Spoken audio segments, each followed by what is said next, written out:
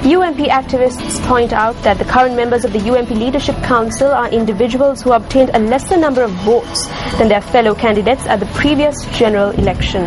They question as to how individuals with depleted voter bases of their own could direct the party towards victory. UNP Kandy District Parliamentarian Lakshman Kiriyalla, who is a member of the UNP Leadership Council, was placed third in the district at the last parliamentary election. ARM Abdul Qadir and Rauf Hakim, who contested the election on the UNP ticket, were placed first and second in the district respectively. Lakshman Kiriyalla was a member of the People's Alliance government, holding several ministerial portfolios and actively engaged in politics to defeat the United National Party. He joined the United National Party under the leadership of Ranil Wickremesinghe. While a member of the People's Alliance, he secured 59,463 votes at the 1994 parliamentary election. As a member of the UNP at the 2004 parliamentary election, Kiriyalla polled 81,136 votes. However, at the 2010 parliamentary election, Lakshman Kiriyalla's voter base had gradually deteriorated and he only polled 53,690 votes. UNP activists say that the fact that MP Lakshman Kiriyalla is a member of the Leadership Council and the Working Committee, and the fact that he functions as the Kandy district leader of the party, is farcical given his deteriorated voter base. UNP General Secretary Tissa Thanayaka too is a member of the Leadership Council. However, he was appointed to Parliament in 2010 via the national list. At the 2013 Central Provincial Council election, the UNP was defeated in the Kundasala electorate, prompting Tissa Thanayaka to resign as the party's organizer for the electorate.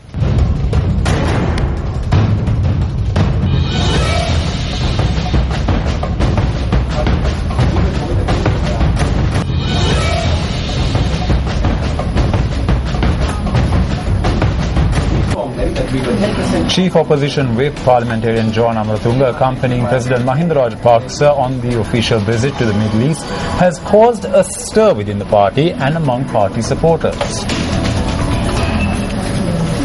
On a prior occasion, a question was posed to the UNP Working Committee on whether Chief Government Whip John Amaratunga was preparing to accompany President Mahinda Rajapaksa on an official visit to the United States in 2010. This question was posed then by the current UNP Leadership Council member MP Ravi Karunanayaka.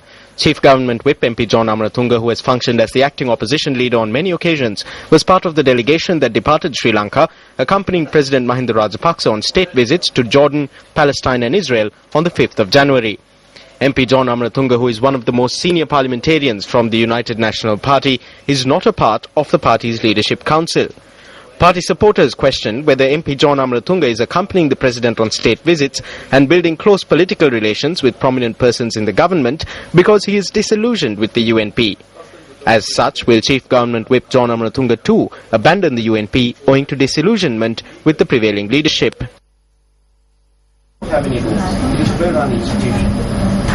The editor of the Maubima newspaper says that UNP parliamentarian Vijayadasa Rajapaksa is evading giving a response to the 12 questions posed by the newspaper to the MP in response to a challenge extended by him.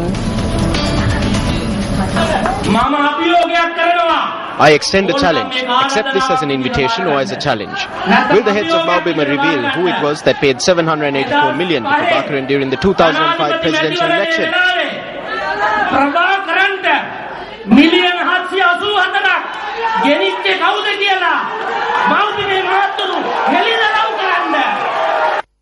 The Maubima newspaper noted that they were unaware of such a factor and challenged the MP to reveal the information if he is aware. The Maubima newspaper also responded to the challenge by returning 12 questions of their own to MP Vijayadasa Rajapaksa. Instead of responding to these questions, MP Vijayadasa Rajapaksa has once again addressed a letter to the editor of the Maubima newspaper. Through his letter, he has invited the chairman of the Maubima newspaper, MP Tiran Allis, to an open, televised debate. The editor of the Maubima newspaper reiterates that instead of responding to the 12 questions, MP Vijayadasa Rajapaksa is attempting to evade them by throwing other factors into the mix. The editor of the Maubima newspaper highlights 7 more factors in his response to the MP. The editor notes that what MP Vijayadasa Rajapaksa has to do now is to accept the 12-point challenge extended to him by Maubima and respond to these questions. The editor of the Maubima newspaper believes that the people will determine Vijayadasa Rajapaksa's intentions based on whether he accepts this challenge.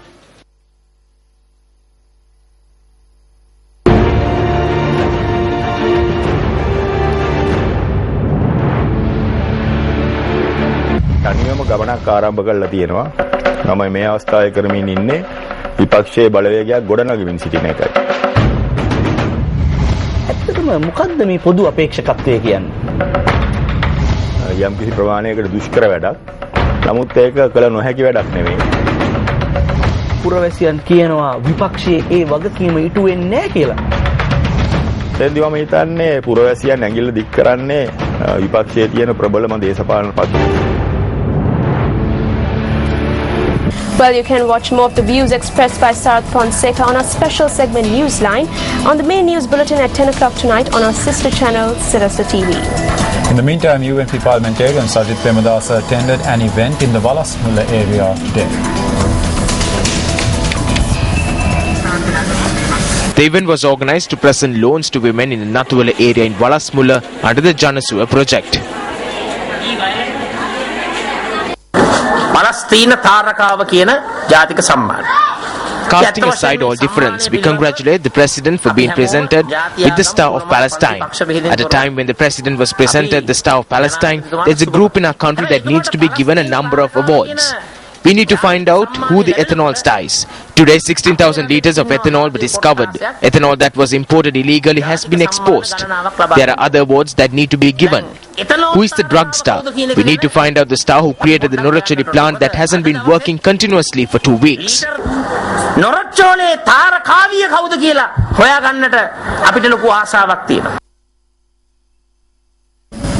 Well, if you're joining us, here's a recap of the headlines tonight. Customs seizes yet another container of illegally imported ethanol. President Mahinda Rajapaksa visits the Church of the Nativity in Bethlehem. 532 families affected by extreme weather conditions. Over 200 houses damaged.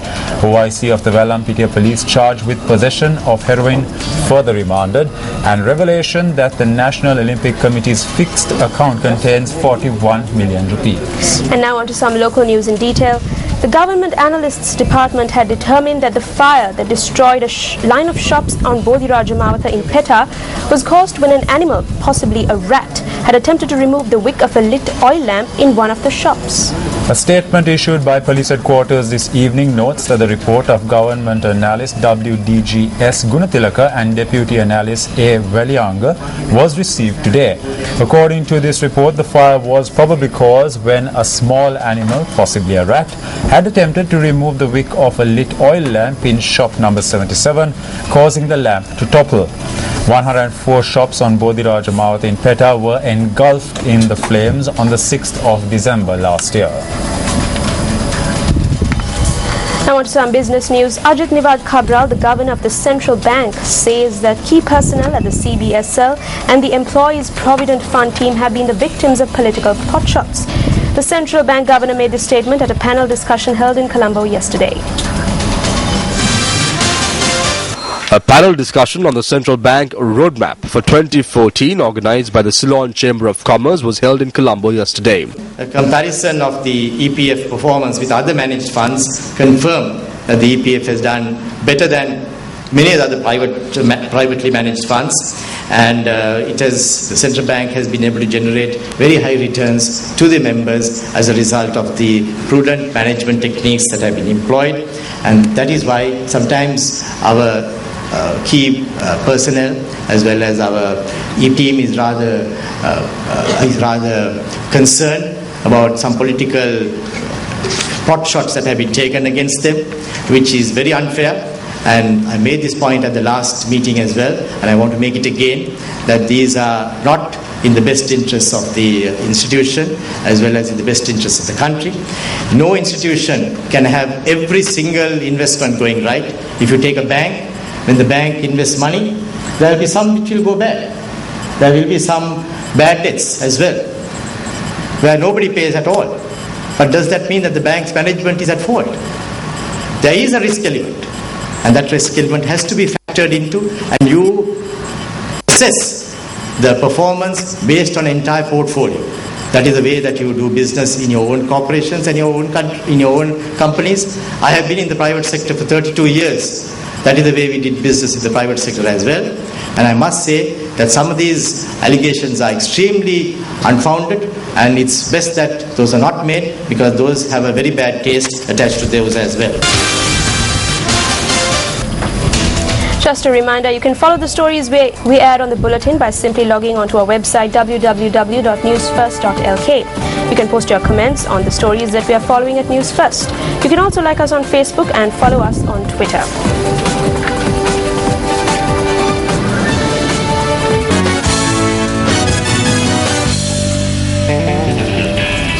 Now, as mentioned in our headlines tonight, it was revealed today that the value of the fixed deposit of the National Olympic Committee is 41 million Sri Lankan rupees.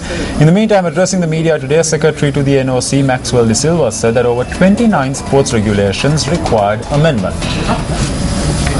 The National Olympic Committee convened this media briefing this morning to update the media on the present situation of amending sports regulations. This was the first media briefing convened by the NOC after its meeting with the IOC and the Ministry of Sports on the 27th of November last year. It must be noted that Chairman Hemasiri Fernando was not present for the media briefing. Responding to the questions raised from the journalists who attended the briefing, Committee Secretary Maxwell De Silva said that no statement was made at the Lausanne meeting with regard to the imposition of a ban on Sri Lanka. There are 204 member states in the Olympic Federation. This means that there are 204 different cultures. We were told that they were aware of our diversity.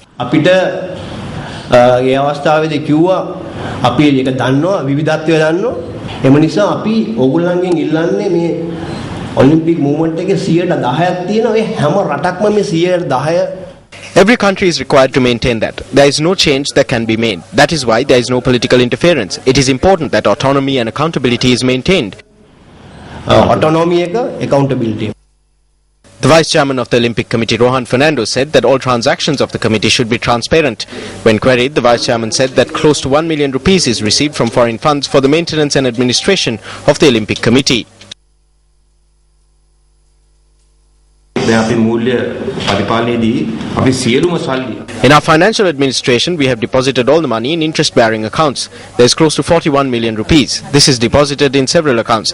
This is how we have arranged our finances. We do not have any loans. It is a well-run institution. So